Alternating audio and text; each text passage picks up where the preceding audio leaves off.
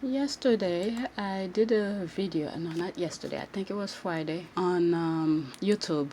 When I did the video of Princess Beatrice's wedding, I did two videos. One will be live like in September 18th, I believe, and there's one that's already out. The one that is gonna come out on the 18th, it's a little bit more personal, a little feeling of about the situation, but I'm not gonna mention how I feel here. If you wanna sort of have an idea of how I feel about this whole thing, just go to the video that I did about Megan, why Meghan Markle is not an A-list actress. So you have an idea where I stand on this. But when I was doing one of the videos about the wedding, and on Twitter, I believe I saw somewhere where they say the husband, the husband? Eduardo Mapelli, his ex was or is an architect. So this is Beatrice right here. Princess Beatrice is a member of the British royal family. She is the elder daughter of Prince Andrew, Duke of York, and Sarah, Duchess of York. She is ninth in line to succession to the British throne, followed by her sister, Princess Eugenie. So when I saw on Twitter, one of the comments said that his ex was or is an architect, because I study architecture, my husband studied architecture, and this is why I'm gonna take this video in terms of why I think that him being a realtor, I believe a realtor, let's click on his thing. Eduardo Mapelli is a British property developer. He is the founder and chief executive of Banda, a property development and interior design company. Okay, he is married to Princess Beatrice, okay, granddaughter of Queen Elizabeth II. So him and his ex would have been a perfect business partner. Why do I say this? Because I study architecture. I've worked in the field. Since I have kids, I sort of scaled down a little, but and I've bought property where I've fixed, and then I wanted to keep them to, for renting and stuff like that. Once I have kids, it becomes a lot of work, so I sold everything. So the reason I think him and the ex would have been a perfect business partner is because, he could look for land to develop and then have his ex, the architect, to design whatever that they want to put on the land. So I thought that would have been a perfect business partner, even though they don't really have to work together in the same room 24/7. He could be in the field looking at property, and the wife will be designing, and they probably will collaborate and say what type of materials or what, come together as an idea and what they want to build. And then she goes to work, meaning the architect goes to work and design, and then him will come together and see what she puts on paper, and then they go on off with that. And pretty much once she finished design the thing, and give him the drawings, and to be pretty much monitor it on site. I mean, obviously, when you're an architect, you are responsible for a lot of things, even though you design the thing and your husband is whatever. But as the architect, you have to be on site occasionally. But the work, the partnering, would have been perfect match, because they both are somewhat in the same field. Not really, but the way they could have collaborate and pretty much build an empire, I think. I mean, I'm not saying he's not rich. All of them are rich, but me from the outside looking at it, and I think that would have been a perfect match. The future will tell, and there's so much I want to say about this wedding, but I decided to take a different road, because if you don't have anything good to say, don't say it at all. But I'm just speaking on the part where his ex is an architect and him as a developer, and I thought that would have been a perfect match. But I think everybody,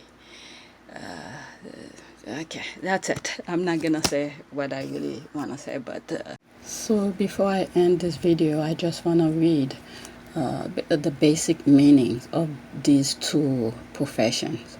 So I just went on Google and pick out something, all right? So just for you to see where I'm coming from with what I've said. I typed, what does a developer do real estate? All right, so developers buy land, finance real estate deals, build or have builders build projects, create, imagine, control, and orchestrate the process of development from beginning to end. Developers usually take the greatest risk in the creation or renovation of real estate and receive the greatest reward. Right? So that's what he does. So this is why I said that the ex could have been perfect match in business aspect of things. So he could buy the land of whatever they decided to do, and then just give her, from that point on, just give her the thing. She'll figure out, they'll come together and discuss what they want to build on the land, and then she'll go from there. And then once she does her drawings, they could sit together and think about it and see if they agree with the design, and and they go from there. So pretty much an architect, let me read it since I have it here. What is the main role of an architect? An architect is involved in the planning and drawing of this design, as well as overseeing its construction. That's what I mean. Sometimes they have to be on the site to make sure what the architect drew on paper is what the builders, the constructors are building on the site. Because if anything goes wrong, the architect is in trouble, pretty much. And sometimes engineers involved if she decided not to do the framing or the what is that, the framing, the engineer. There are different type of engineers, but sometimes architects don't want to take the chance of designing the framing of their design. It's two different things. The architect mainly focus on beauty or how the building will look. The engineer mostly focus on how the building will stand. So if the design, the creation of the architect, the engineer will see if it's possible, if they could do it, if they could build it. Even though architects do study the technical aspect of it, part of the engineer kind of work, but usually most architects don't want to take the risk or the chances of designing the framing of the building. So they usually pass their design to engineers. That way, if something goes wrong, they'll blame the engineer, pretty much. So even though, they designed the thing, but sometimes the engineer have more responsibilities of how the building stands up. So that's the difference between architect and engineer. Although, like I said, architects do study engineering part of design. Okay, so they have to know almost everything about the building, how the building stand, the plumbing, the electrical aspect of it.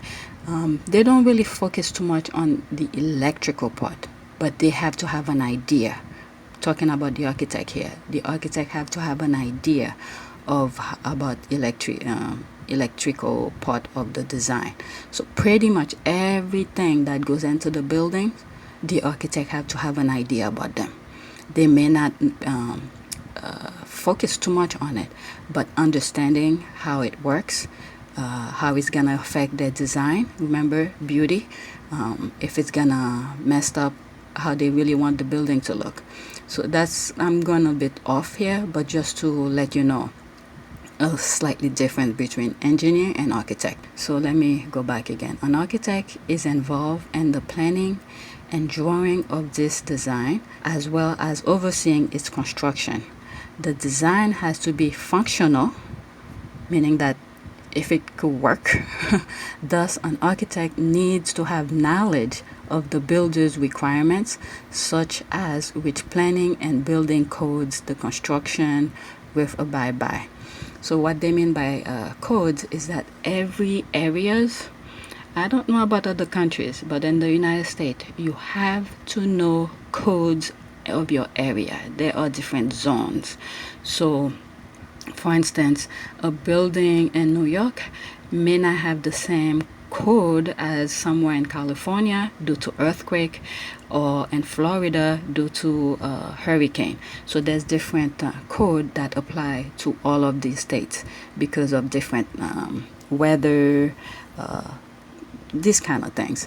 So this is why I said, it would have been a perfect match, because the developer could just go chase land, pretty much, see what's out there, find deals and things like that, and then just pass it on to the architect, and it will be so much cheaper for them, because being together would have been easy to how will I say that, to discuss the planning. And because when, let's say, it's two different individuals, they're not partnering, you have to make meetings, and it takes longer when it's two different sides of things, meaning that if, for instance, you or you hire me as an architect to do something, and we have to plan time to meet and all of that, but when you're in the same building, it's easy to discuss stuff. But sometimes it's not good when 24/7 and under the same roof discussing business. But it would have been much easier, because right now I'm not working, but my husband, there are times when he has jobs, and I help him with it. So yeah, I just wanted to bring the business part of it. So that's it. Thanks for watching. Take a moment to subscribe, like, and share.